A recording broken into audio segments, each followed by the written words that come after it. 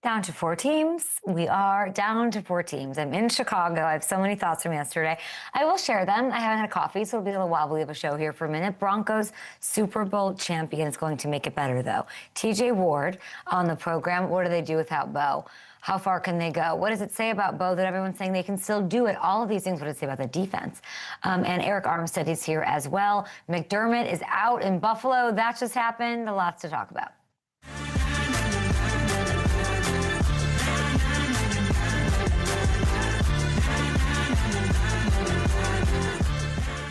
We got to look at the playoff picture in the championship weekend, which is ahead of us. Just 2 games, then 1 game, 3 games left in the whole NFL season. But the Bills part ways with Sean McDermott this morning. After this weekend, after many playoff appearances, 8 playoff appearances, in fact, successful AFC East titles. He's got 5 of those that he takes into his future, which I imagine will land him a head coaching gig somewhere else, given that we have 8 openings, 10 total firings this offseason. LaFleur got extended. Mr. Taylor stayed put in Cincinnati. Those are question marks for me. They're both back. And now it's, how sexy is that gig, right? That's the first thing when I think of this Sean McDermott. You get the best player in the sport in Josh Allen. You have to contend with these Patriots now who might win the Super Bowl. Looks like they might win the Super Bowl. But if you're I don't even know, like a Cliff Kingsbury or one of these guys, Lou Anarumo, if you're talking about what the sexiest spot is, a Gruden even, I don't know what the deal is with that. You have to think, do I want Lamar Jackson or do I want Josh Allen? What a sexy little job that is for whoever takes it. I have a lot of love for Sean McDermott. So kind over the years. Did his thing, embraced by Buffalo. Buffalo fans not happy. They wanted the GM gone. That's what I'm hearing. Mr. Brandon Beane stays put. He'll help with the coaching search, which shows you kind of everything you need to know about what's going on in that organization. On the outside, Bills fans, you're like, he hasn't gotten us any, sounds like Terry and I would imagine maybe potentially a cosign from Josh. It's we were okay with what we have. And they decided to change maybe even just the juju and the timing of it after running into these roadblocks when they have the talent. They do have the talent to make it they had to win the Super Bowl.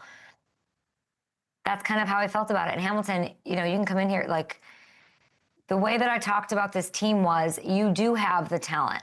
And I believe that. And I think that my claim, it's not about me, but I'm getting, I feel validated, not by that. That they in-house must feel no, we do have the lead rusher. No, we do have, guys that have come on. And, it's still not working. So the change we have to make, in fact, is not about the guys we have in this locker room who get what it on by their own fans because they're not, whatever. I'm going on a total tangent here. Sorry. But no. That's kind of how I feel this morning. And I think Sean, I'm in this weird new place where it's I'm not Pollyanna about it, but Sean will end up somewhere great. He deserves that. All these coaching changes happen for, you can say a reason or whatever. It all kind of ends up okay.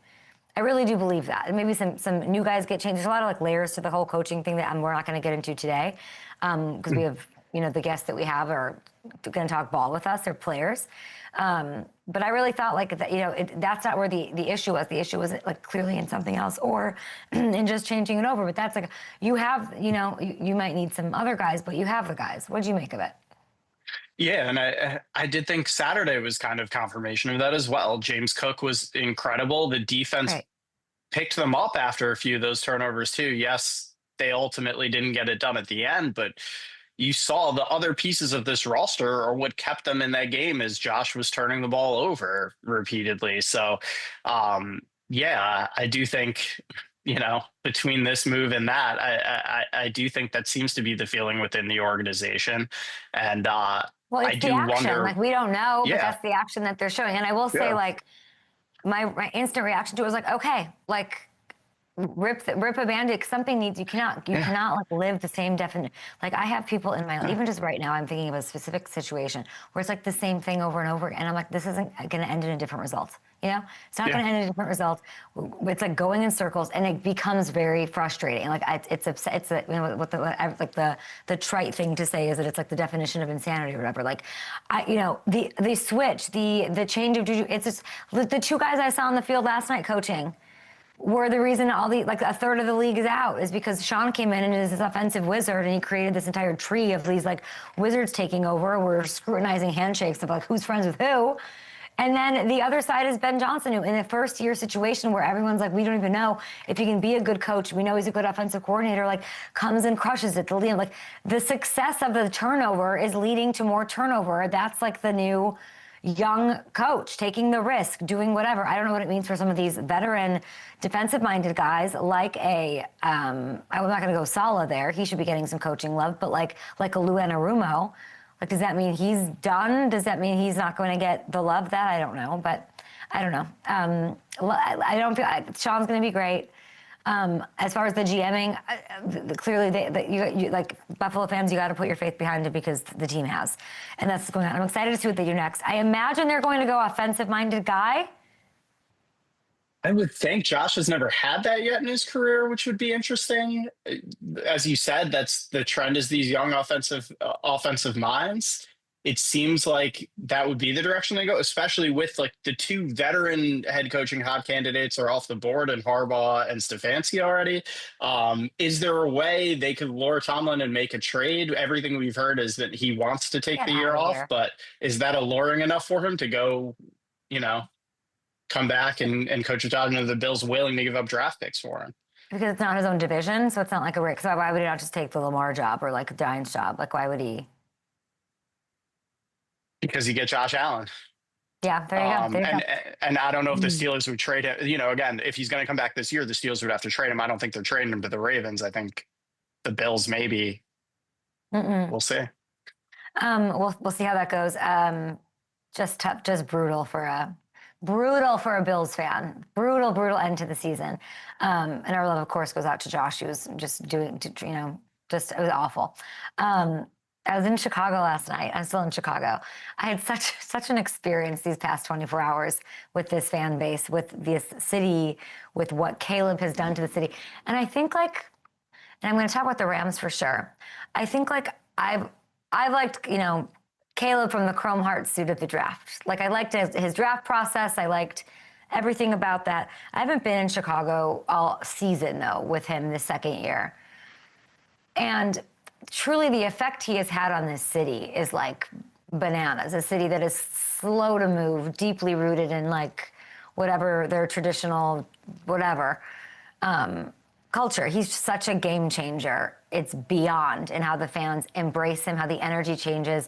And now in the fourth quarter, there was no disbelief from me or anybody in that stadium that they could not get that done. That throw, I mean, maybe the offensive line didn't believe, and we'll get to that in a minute. But like what he has done to this city in exercising some sort of we can't get it done into it's right there. It's complicated for Chicago because, you know, did you overshoot your shot and now you're reeling a little bit, and it's where do we go from here? Do we become what the Texans became that year after CJ Stroud, you know, was so successful for them in a bright spot? I don't believe that to be the truth. I think they're set up for more success. They'll add maybe some more pieces. Like, can you be disappointed in the end of the season? Yes, because like you could have won that game yesterday. You were now outmatched. You were not, everyone's saying like you know, they outperformed, they whatever, every week they're winning games they shouldn't win. Like they should have won that game yesterday. That game was theirs to have, and now it's the Rams. It was so heartbreaking. I've never been to any stadium and any sports experience in my life where it has been so quiet in the fourth quarter in a great way, and in overtime in a great way, letting Caleb work. And then when the loss happened, I've never heard a stadium so quiet. I could not find a Rams fan, and it's credit to the Rams that they went in there and did that cold whatever. Like they did that with no support. I mean, I'm sure there were. I really did not see a Rams fan. I'm not joking. As I'm sure you saw on the broadcast with Chicago, just like sort of like it was so heartbreaking and quiet. But I was happy to see Bears fans stuck around. It's so freaking cold. You know, it's misery. and they gave like a round of applause. Like they gave an ovation to the team, which I thought was very classy. And this fan base is not always classy. So it was great to see the show of support and appreciation. And I think the words that Caleb used in his post-game presser were really poignant. He said he feels a fire. He's upset, of course. Oh, there's my coffee. He's upset, of course, but he also, there's like a feeling of excitement, he used the word, and hope. I'm going to have to take a break. Hammy, will you... I literally told them not to knock. Cam, can you come back for 1 second? What did you tell me about the broadcast part of it while I just run and grab a I'm sorry, this is like so unprofessional of me. Go for it. But yeah, I think there is that element sometimes with these teams. You make it that far, you have the magic that they have that you can't, you can't capture it again. It is hard to come back in this league. Things don't necessarily carry over 1 year to the next. But yeah, I mean, it's hard not to be excited about the future of this team as long as Caleb is there making throws like this. I'm going to have to, we were texting about it. I have to update my list immediately from Friday. My coffee, by the way. It was my USA Today crossword puzzle. Go on. Oh, there you go. But yeah, I mean, this moment was just one of the most unbelievable. We thought last week the 4th and 8 was one of the most unbelievable things we've seen, and then he does that, and it sucks that it gets buried because they didn't win the game. But that's still, I mean, or the that's a moment. That's another one that's going to get buried that would have lived on in lore forever. Yeah, but I mean, this is one of the greatest throws we've ever seen in the history of this league. Yeah. Can we show do you have the still of the offensive line? I don't have the still image, but you can see it right there. They're yeah. The offensive line literally says, we're done, we're toast, we're whatever. They turn around and start looking like they have the best seats in the house, Hamilton was saying in the morning meeting. Like, they just turn around and stop blocking. They stopped doing their thing because they thought it was over, and it's never over with him. And that's sort of like, I guess, like, why this will be an iconic play always, Ham, because, like, that's what we take into next year if you are a Bears fan. I don't know. They just crazy. And I like hearing him saying that they're excited, and I would say, like, nothing can be taken away from them. Like, the heads are high this morning in Chicago for everybody. I think, like, people are, like, Chicago loves Chicago. Nobody loves Chicago like Chicago. Like, nobody loves their city like Chicago. And the amount of pride, I would say, like, there's the diehard Bears fans, but the amount of pride people are now rocking their stuff with just hits different. And nothing's guaranteed in this league, but I think because of the coach, and really just, I don't think it's the coach. I think it's Caleb. Because of Caleb, these young receivers, Colston's going to get some veteran moments. He learned real quick, rookie, what it's like in these big games. So he'll have that, and then Ryan Poles will figure it out. For the Rams, like, what a win. What a win. I've called them annoyingly perfect. They're creme brulee. If anybody's ever seen the movie My Best Friend's Wedding, Dermot Mulroney, my biggest crush ever, describes, or there's a place where Julia Roberts and Cameron Diaz are talking about each other, and Julia Roberts says that Cameron Diaz is creme brulee. You're perfect. She goes, I'm Jello, whatever. They're creme brulee. I prefer Jello. Do you know what I'm saying? They're this, like, perfect polish. They do it all the right way. Yesterday they got real cute with it. There were, like, doilies. There were, like, a lot of things going on with this team. But in doing that, they got cute in a nasty game, which makes me think they'll win the Super Bowl again with Sean, who, like, didn't take his Mike Tomlin siesta, his Sean Payton siesta on a desk, Like, I was thinking about that this morning, too. Like, they go in, they do it all the right way. They've got two of these powerhouses, this caffeine and decaf, like caffeine and Puka, decaf and Devontae Adams, energetically speaking. And they're trotting out these guys getting cute, but it was amazing. And no knock on what they did this season. They have not been winning those type of, like, in-it games lately. They've scored under 30 points twice in their last 8. 2-month span, okay? That's a 2-month span. And they lost both of those games. Yesterday with Stafford, I mean, that's crazy. Held under 50% completions, this guy, this MVP. That was for the second time in the last decade. McVay admitting he didn't call his best game. He said it after, I need to be better. He was sort of, like, scared at the end. It was weird. This team found a way to get it done anyway, and this is a huge credit to the defense. Cam Curl, perfect time. Kobe Durant saw him pregame. They all looked calm and comfortable, and they liked what they were going into. They didn't have a friend in the place. They did not have a friend in the place and made these game-changing plays. So huge credit to Kyron. He never gets enough credit ever. 117 total yards, 2 scores for him. Loved seeing that. And who do they have? I mean, they get Seattle round 3. And that's going to be a slugfest too, I bet, right? The way the defense is playing. If they can get past those Seahawks,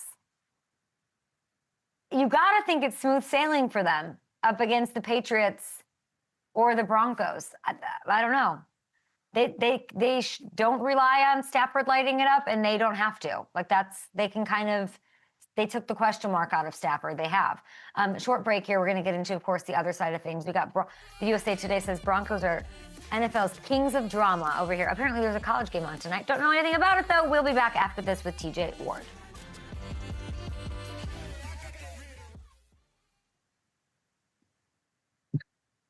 I need coffee like I need air.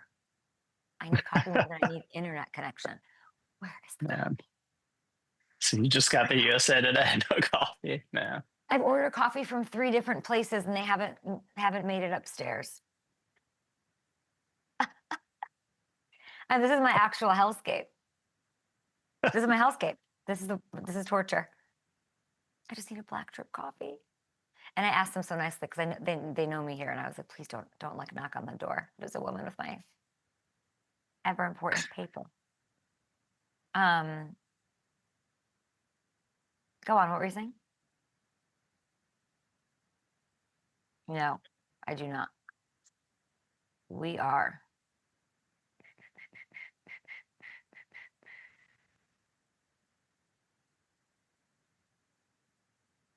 My order was canceled. I don't understand. Oh, no. What am I going to do? Like, I don't even know.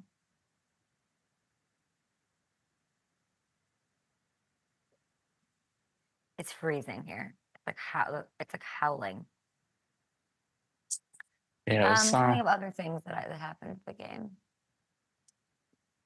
I think that walk out of the stadium sounded like something. If you have any plans after a Bears game, cancel them. You know, the vibe once you leave, it's just terrible. No, I gave them a lot. Okay, I gave the Bears fans a lot of credit for their grace. They're like, they all showed up. Everyone stayed. Ovations, la, la, la. How on the walk, there's like a 3 mile, like it feels like 17 miles. It's like a very short walk, but you're moving at a snail's pace, grouped all together. Why the breakouts of like, the Packers suck? Nonstop. And I'm like, is this who you are? Because like, it's like it was like a very symbolic thing of like, oh, so you lost this game. Are you just back to like making your entire identity like beating the Packers twice a year? Or are we going to move past this? My goal for this team is to never hear that chant unless it's a Packers game. Yeah. It's not about class. It's about like. It's about moving beyond it, bigger goals. Like it's an ick. It is an ick. Yeah. It is like, yeah, I'm not going to name icks because I got quite a few. I know where that's gone. Yep, yeah. I got quite a few on my hands. Yeah, I get it. It's like, don't make the Packers game your Super Bowl. The Super Bowl is your Super Bowl. Like, yeah.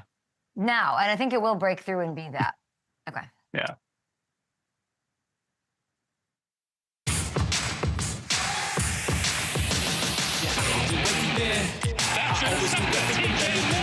Ward has him, sniffs the football.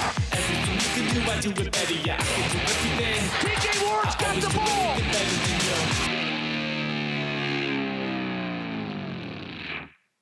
Three-time Pro Bowl safety, Super Bowl champion with the Broncos. He also hosts the Safety First show. TJ Ward, what did you make of that game? What are the emotions? I'm looking at the USA Today. Broncos are NFL kings of drama, says Jarrett Bell.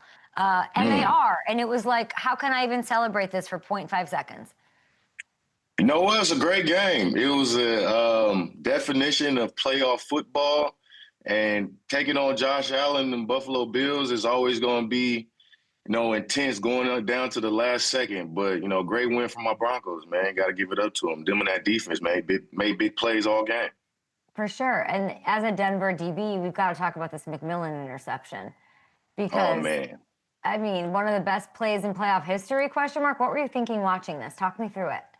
You know what? He's been a playmaker and a big moment guy since he's been in Denver. whether it's sacks, interceptions, covering, the best slot receivers. But that play, that was one of the best plays I've seen, especially the moment that it was in. Like, we've seen DBs panic in that situation. We've seen DBs have pass interference, which we saw later from Buffalo. But for him to put his hand up, get his hand on the ball, secure it without the receiver having possession and intercept that ball, man, that was one of the best plays I've ever seen. Bills fans think Brandon Cooks caught it. Yeah, Bills fans, of course they think Brandon Cooks caught it. But we all know that was an interception, man. Based on the rules, we got to go by the rules. We always to pull out the rule book. The receiver did not have possession of the ball when he hit the ground. It was a free ball. That's what that rule book says, TJ. The Broncos get this huge win, and then 6 seconds later, Bo Nix's season is done. I thought Sean Payton handled that really well. Bo clearly did as well. And he's super confident in this Jarrett Stidham. Are you? Yeah, I'm very confident in Jarrett Stidham, man. I think he's a vet, in his own right. He's played for the Patriots as well. And when I seen him in the preseason, I thought he was really good. I'm like, hey, this Stidham guy is really good. I know we got Bo, but in an emergency, he's going to be great for us. And we are in an emergency. But we've seen it done. We've seen backups, carry the torch and get the team to the Super Bowl and win it. So, I got complete faith in Stidham. I got complete faith in the whole team and Coach Payton. And, that defense, first and foremost, man, we've rolled the back of that defense the entire year. Bo has played excellent, and he's developed throughout the year and gotten better and better and better. And he's won games, in his own right with what he does with his arms and his legs, especially in the clutch. So, I got complete faith in this team. I think we can get to the Super Bowl and win it with Stidham. You were on a team that didn't, your defense, how do I say this? I don't want to say led the way. Why not? Because it's Peyton Manning, probably. It's probably, if I'm being honest. I don't want to even just the on the field stuff, what Peyton Manning probably meant and did, you know what I'm saying? I don't want to say that. Absolutely. However, I was at that game in 2015. I was at that AFC Championship game. I will never forget it, where Peyton did not have a great game. And it was 176 yards, 2 touchdowns. You guys beat the Patriots because y'all picked off Brady twice. Y'all willed this team to Super Bowl 50, okay? Can you give me the faith in this defense that they could do the same? Because then you'd be comparing it to this defense.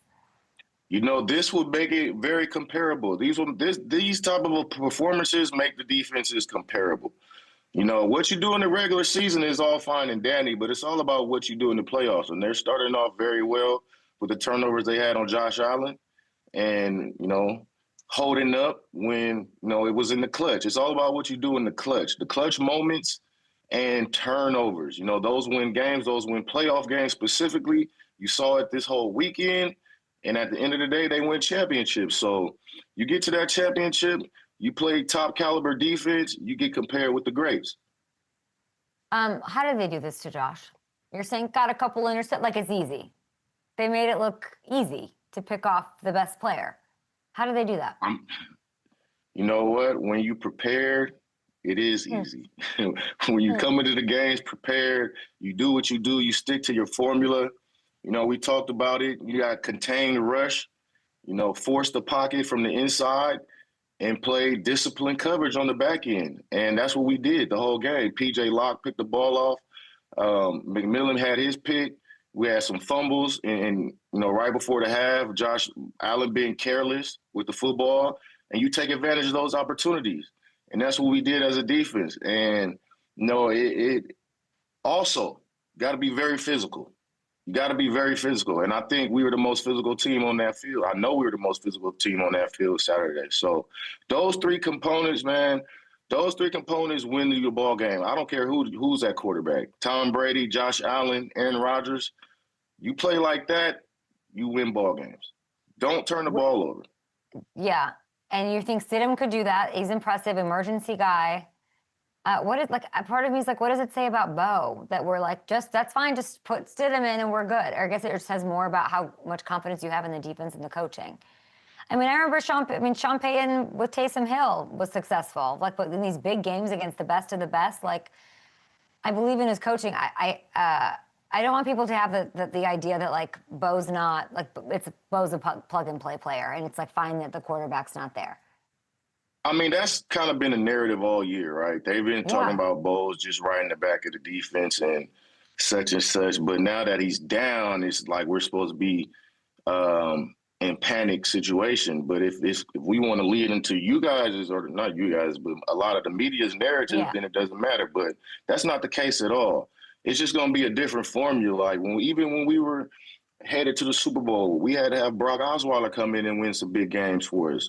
Does it mean that, we didn't need Payton? No, it doesn't. We just changed the formula a little bit. Right. And everyone has to step up around them. You got to put your arms around the guy that comes in, and we got to make this thing work. So it's more about what everybody's doing, stepping their game up, and how the head coach, just tweaks that formula a little bit better to fit the mold of the quarterback coming in. So Bo has a way that he wins his games. Yeah, and then Stidham's going to have the way he wins his games. I'm not sure. I'm not Coach Payton. That's why he gets paid the big bucks. But it's going to be a little bit different. I hope we get J.K. back and we can run the ball a little more and take a little pressure off of Stidham. But, I think if Stidham has to throw the ball and come in and air and out, he's more than capable. I honestly do. I honestly think he's more than capable. He has a great ball. He's really accurate, and he can move. He's not as fast as Bo, but he can definitely move and get out the way. He can move. He definitely can move, and they need to run the ball more for sure. They got away from the run in that one. I was like puzzled about it, but yeah, strangely. Here's some news this morning. Sean McDermott gets fired after 9 seasons. Do you think that's the right move? I've seen that. I mean, I think so, man. I think so. Just because we've gotten to the same place so many times, we got to get over that hump. Kind of the situation with Harbaugh and Tomlin is just, we've tasted this food a little bit and maybe getting spoiled. It may have been in the refrigerator a little bit too long, sitting out the table preparing for, the big dance for too long, and we got to go back and recook it up. So. I think it's the right move. I think fans are a little bit, at least in Buffalo, and I know across the league, is getting or seeing Josh Allen get to the same point in the playoffs and losing.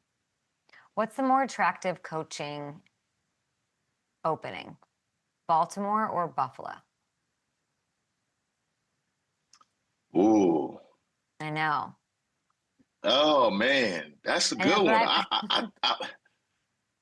I think they're both. But if I had to pick one, I would probably say Baltimore.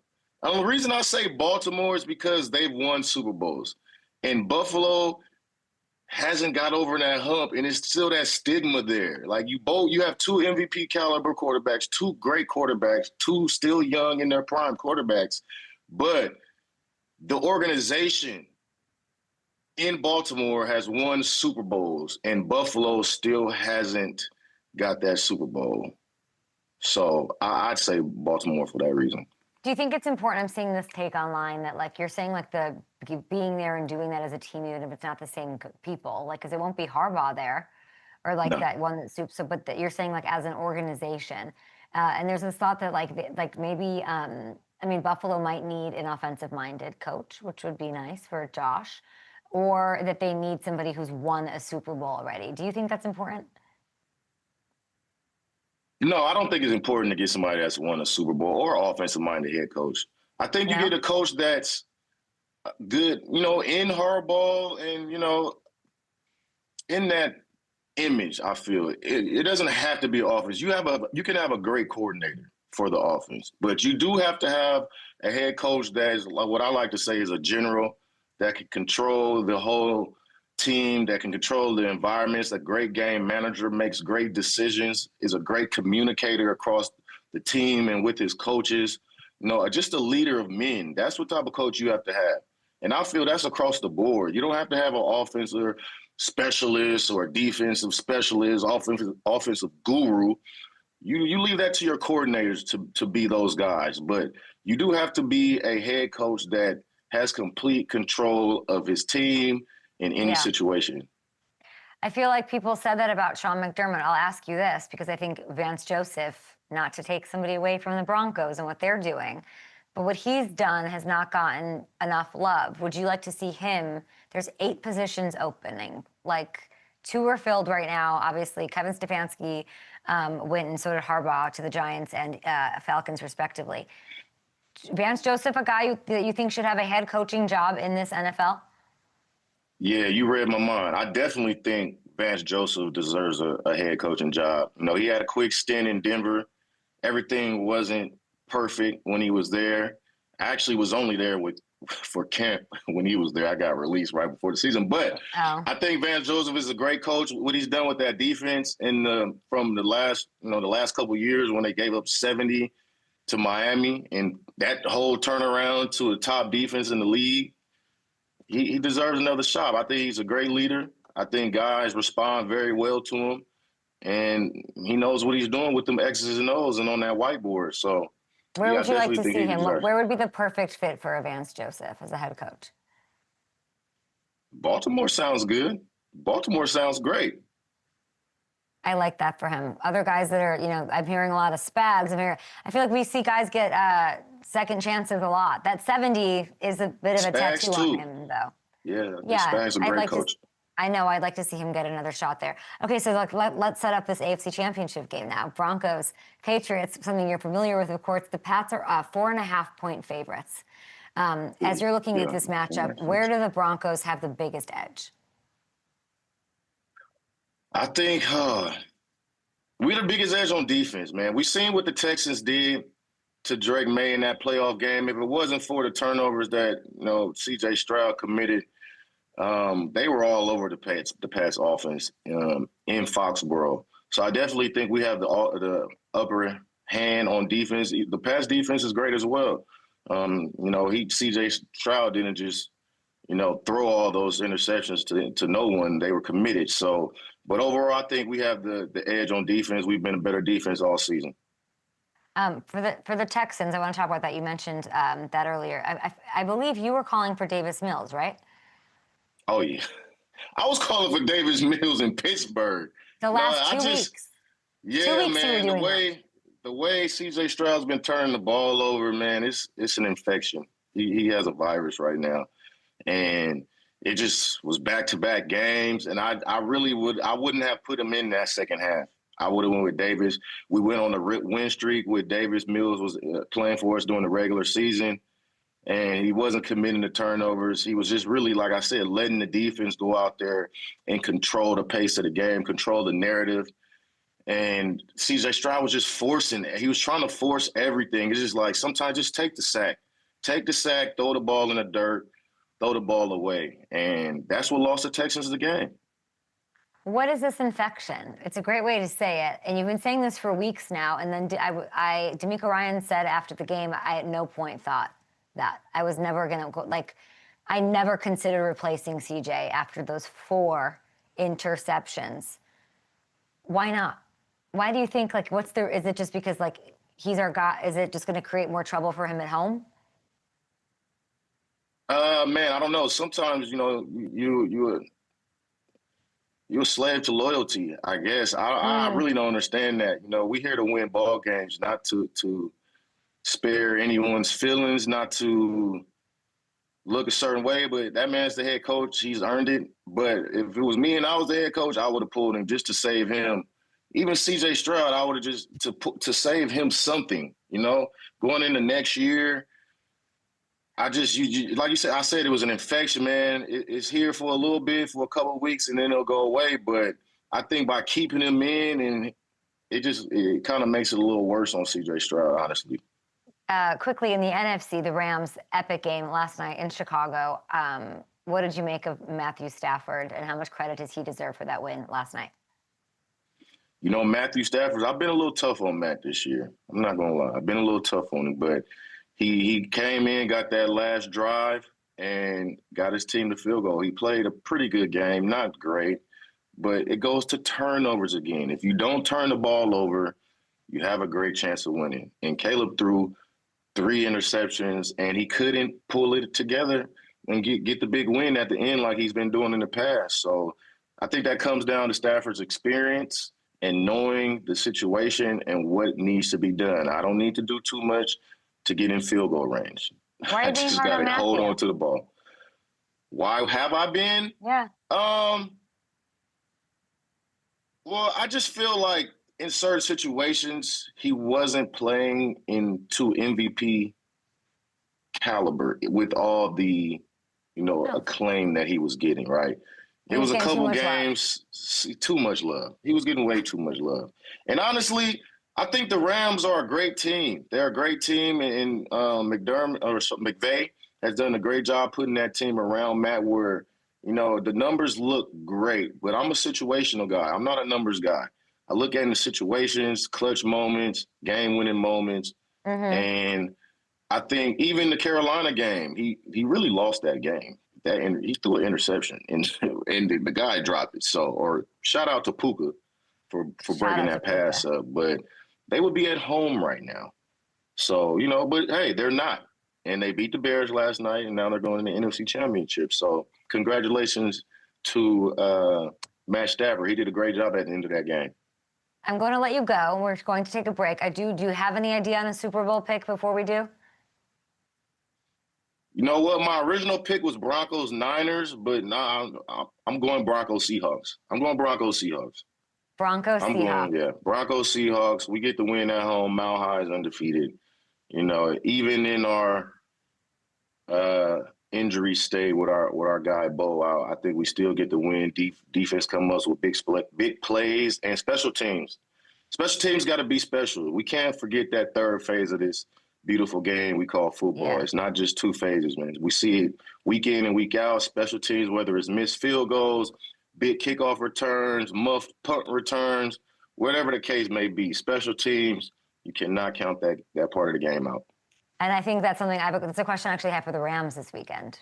Like, their special teams has been a thing. They had a weird kick yesterday. Like, there's a lot going on with there. Okay, so that's not even a Super Bowl. I mean, Broncos Seahawks is crazy. I'd love to see it. Thank you for coming on the show. Thank you for imparting your wisdom. Thank you for throwing some support behind Vance Joseph to be a head coach. He's a name that I think needs it in the marketplace. Thank you, TJ. Thank you for having me. Good to see you. You too. Maybe I'll see you at the Super Bowl. Oh, definitely. We'll be back, by the way. Come on Safety First. Yes, you never invited me. The Safety First show is on Wednesdays. New episodes drop at 7 on YouTube. And then we will have Arik Armstead on in a sec. How much time do we have? Are we on TV break? Let's see if it's on.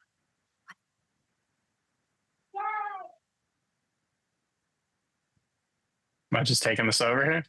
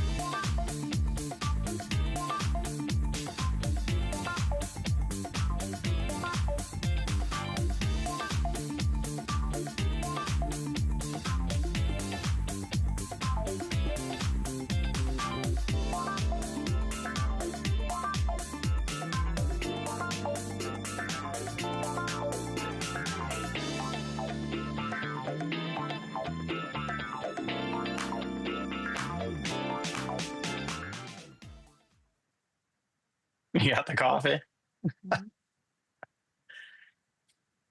My life's about to change. I'm like Popeye over here.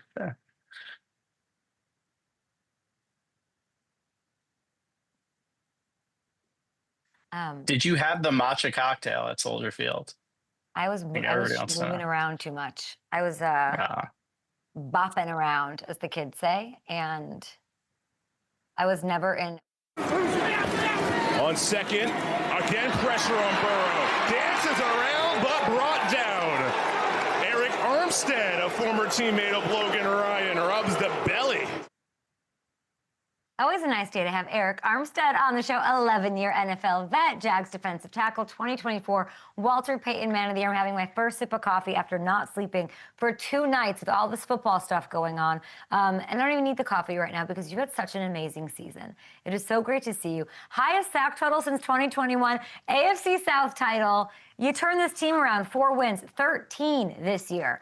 Now that you've gotten a chance to maybe have a cup of coffee and think about what this season was, what stands out most? Definitely was a special season. Well, first, good to see you. Good to see you too. Yeah, definitely was a special season. Especially looking at how last year went and how far we came, and new coaches, whole new staff, a lot of new players as well too. The thing I'm going to remember the most is all the ups and downs and how we stayed resilient as a bunch. There was plenty of times during the season we could have folded, especially after that Houston loss and how that went, and to go on a winning streak after that game. Really proud of the group, really proud of all the guys. That we put in so much effort since OTAs, and really excited about the future as well too. And it's just getting started. Great perspective, as always. It's why you are you. And now we got to talk some ball here, because I imagine you caught some of that Niners Seahawks game all season long, Arik. The debates, who has the best defense in the NFL? Is it Texans? Is it Seahawks? Obviously, Broncos put in there as well. Did Seattle sort of put the debate of anybody at a bar arguing over this to bed?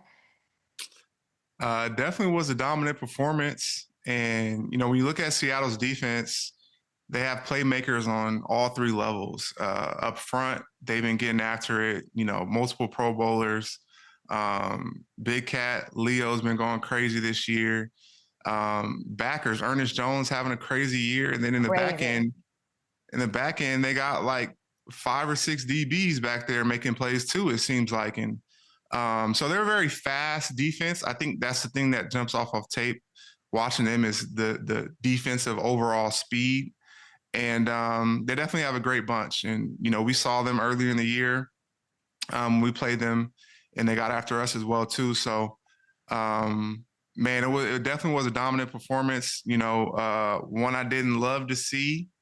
Got a lot of friends and people, I still love on the Niners. And so yes. Definitely was a tough game to watch for sure. Tough. The DBs, I love that you're giving them love and they're crushing it. And then there's Sam, and Sam's somebody that you faced this year, right? You sacked him. Mm-hmm. That was back in week 6. He's got this big game thing that he's trying to slay, and he has in a lot of ways already this season. What stands out about this 2025 Sam Darnold to you when you played him?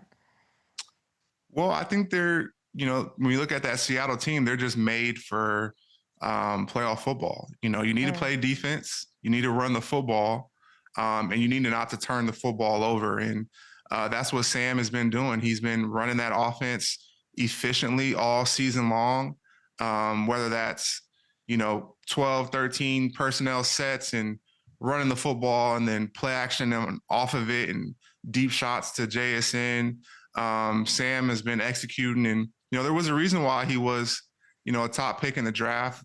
He always had the talent, and, he's found a great situation for him in Minnesota. And then, he comes to Seattle, and everyone is like, was that a one-year wonder? Or is he going to be able to do it again? And he's shown and proven that, this is who he is. And he's one of the, top quarterbacks in the NFL. So I was a teammate of his, really proud to see his progression. When he was a backup to Purdy, when we were on the Niners together, we all felt like, man, if something happened to Purdy, we'd be very, still in a very good situation having Sam as our quarterback. And so it's been great to see. The heartbreak I have for the Niners is like, I'm here, like, I'm heartbroken for Chicago, I'm heartbroken for the Bills, I'm heartbroken for everyone. Like, how much more can they do this? They got to get everyone healthy. That's always the story. They got to maybe add a couple pieces on defense. Like, They got to get back to health. Like that's all it's going to take. And then it ends like this. And weirdly, the people I know you mentioned you talk to people like your friends and you're still connected there and you feel for them. I got this year more of like it wasn't our year, like almost like a not heartbroken vibe from them, which I don't know if that's just like protecting yourself or if that just more like, I don't know what that is, but then like how much, like what do they need? What needs to, we got, like the Bills fired coach Sean McDermott today, just to, if anything, to maybe just like grasp at a change. Like what is it going to take? Just like a healthy year? That's like the worst answer ever, Arik. Like I hate that that's true. Well, the reality, and fans might not want to hear this, but the reality of the NFL and being in this profession is sometimes it might just not happen. Yeah. Things don't go your way all the time, and only one team can win a Super Bowl. And I've had, some conversations about this as well too. Of, what would you take? Would you take a team that won a Super Bowl but they were terrible for 10 years and they had one great season, won a Super Bowl, or would you take a team that you can cheer for year in and year out? Always competing at the highest level, putting on a great product out there on the field, but just didn't go their way. I'm not a fan. So the first one, there's not, this isn't an argument for me. No. One Super Bowl. Yes. And because then you get to watch the Bengals go from where they were to where they could have been in that Super Bowl against the Rams a couple of years ago. Then you get to fly from LA after not sleeping, take a red eye to Chicago because you're from here and you want to see what that's like, that you have one more win in you potentially to go farther. I want a ring. Do you know how no, I don't want to be like, no, that's like, absolutely. The second one is like, then you're the Steelers. And I don't think I don't want to be that. Because the expectation is there. So you have all the pressure in the world of that. You're not getting great draft picks because you got like maybe some like consistency, good culture, great coach, and you're always picking at the end. There's no way to make it to the top. Like that's such a funny perspective to even. I'm sure people. I might be wrong about this because I'm I'm not like some 20-year marriage that's like going okay. Like I want it. Yeah, I think that's something as a fan that people have to maybe realize about the fan experience of supporting a team and living and dying by it, and showing up each and every year and all that they invest, and all the great moments that they have. And, obviously the Super Bowl is the goal, but man, I don't know what fans would rather have because, you look at a team like us in the Niners, but a Super Bowl and you got 15 terrible years of not being able to brag to your friends. But it's not that they're not fans. Look at Niners. Niners know what it's like to win rings. They have a handful of them. They know so the expectation is there. And they have all the talent in the world. Like they want, I'm not saying that they should be criticized for not getting there. I just hate that hasn't happened because I think a lot has to do with health. And I think that's like such a not fun reason for that to be a thing. I mean, fans are not reasonable. We know this, right? Like that's not that's not the argument I'm trying to make. But yeah, like I want, but I will say, I hope that you're not misunderstanding what I mean and that I see. And I understand that being consistent is the most impressive thing you can pull off in this league. Yeah. Whether it's wins, whether it's personal goals, whether it's whatever it is, like if you can do what you're doing, consistency, Frank Gore vibes like that year in, year out, I'm for you. Like I know that that's the hardest thing to accomplish, but I think if you were to ask, I can't believe asking a player, you wouldn't take 10, you've been in the league 10 years, 10 okay years for that one Super Bowl. You'd rather be on a team that's like one and done wild card weekend every year? We weren't one and done wild card weekend is kind of, that would be pretty depressing. But consistently making runs, having at bats, being in those situations, there's heartbreak. but it's heartbreak for everyone. And so I actually don't know. Like, I don't know what I would take. Would I want to be on a terrible team and depressed my entire career and win one Super Bowl 1 year and have one great year? I honestly don't know what I would take, because that would be being depressed and bad. Ooh, because I've been on a 2-14 team. Yes, that's You're miserable. You are miserable for an extremely long time, and so to be miserable for say take my career, say I play 15 years, which is what I'm going to do. Okay. So 14 years of being 2-14 and winning one Super Bowl, that would be a tough pill to swallow. Great. This is not where I expected this conversation to go, but I love it. And I love that we just got your entire plan for the rest of your life. You're going to play 4 more seasons. Love to hear that. Not putting a cap on it. And you're turning around a team. Like, you know what it feels like to turn around a team. There's no better thing as like when it starts all working and like people start changing the lights and buildings downtown to like the colors of the team you play for. Like, there's just nothing better than that, I want to ask you about the Broncos, because there's a lot of belief that this team's the underdog at home all the time. They lose Bo, and all of a sudden everybody's like, they can do it. They can do it. Like, they can still do it. Can this team win a Super Bowl? Sit on someone who you have faced. The Broncos, man, they have a really good team.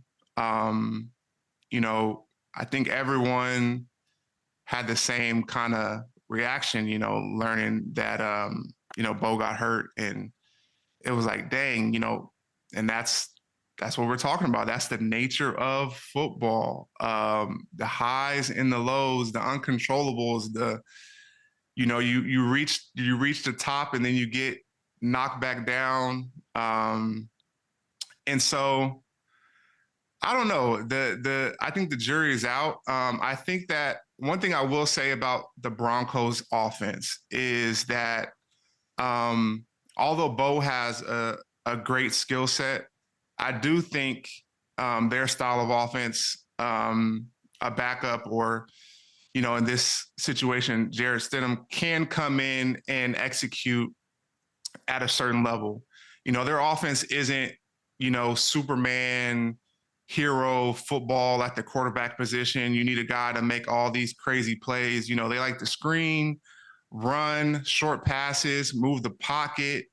And so I do think a guy with preparation can come in and, run that offense. And, they still have that amazing defense that has been playing outstanding. So I do think it is a possibility. We appreciate that. We appreciate the insight on that. You did face him. I was curious what you might have remembered. Love talking to you. Will I see you at Super Bowl? Yeah, I'll be there for sure. Okay, I'll see you at Honors, hopefully. Yep, be there on Honors as well. Maybe Radio Row. Arik Armstead, always a pleasure. Thank you for your insight and for being like one of the best guys in the league always. Thank you. I appreciate you too. Bye, Arik. Good conversation there about what fans want, what players are used to. Back on the Up and Adam show, big thanks to Arik Armstead, TJ Ward, a Super Bowl champion, joining the show. Who's it gonna be? Can we see the slate, please? Could I see the slate as we look at it? These two championship games down to these two. Patriots and Broncos, oof, and Rams Seahawks. As you're seeing, go to FanDuel Sportsbook, do with what you will there, which we love. And I think we should talk probably about the Seahawks. Is that what we're going to do? Okay, let's do this. I feel like we somehow, as a show, have not talked about them enough. We've gotten great guests from them throughout the years. We love them. We just heard it, like playoff built. Both guests said that. We're built for this, the defense, the whatever. It's been a great year, so much parity and all of that. The special teams, the swarming defense, all of that. Take a look at this as far as dominance, that word that I'd like to throw around and associate with this team the rest of the way. After their bye in week 8, this team hasn't just been on a run. They're just crushing, obliterating competition, 10-1 with a plus 169 point differential. To put that in perspective, that's better than 51 of the 59 Super Bowl champions when you look at what they did in the second halves of their seasons and the playoffs. This is the team to beat when you look at the Final Four, okay? No one's playing better, more complete football right now. And we always find that right number for you. 6 hits. I told you about Josh Allen. This is what happens. Okay. That differential is important. It's going to be in play. And we cannot not talk about the Broncos. They're not getting enough love. Broncos fans think I didn't give them enough love last week because I was heaping on the pressure on the Bills side of things. Here's a couple of my takeaways. Before we get into what life might look like without Bo Nix, can we please just give a moment for a guy who outplayed the reigning MVP. But was not perfect, I know that. But the drive to take a lead in the fourth, the overtime drive that finished on a broken freaking ankle, 279, 3 scores. That's the #1 ranked pass defense that he did that against. And he lost his receivers. He came up every single time. He was amazing. Takeaway number 2, the McMillan interception.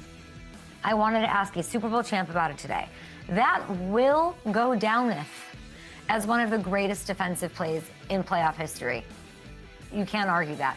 The Ray Lewis hit on Eddie George comes to mind. Rondé Barber, pick 6. Jeremiah Castillo's goal line forced fumble, of course, for you Broncos fans who like that sort of thing. And then you're going to think Jaquan freaking McMillan is going to be on that Mount Rushmore, okay? The moment of it, the gravity, the drama, before the reveal that he came away with the ball, the ability to stick with it, to haul it in, and do all of that. And I don't like the discourse from people who don't understand the rules because it is taking away from the beautiful thing that this was, which was a memorable, unforgettable interception. So, Jaquan, I need you on the show. Takeaway number 3 to wrap it up.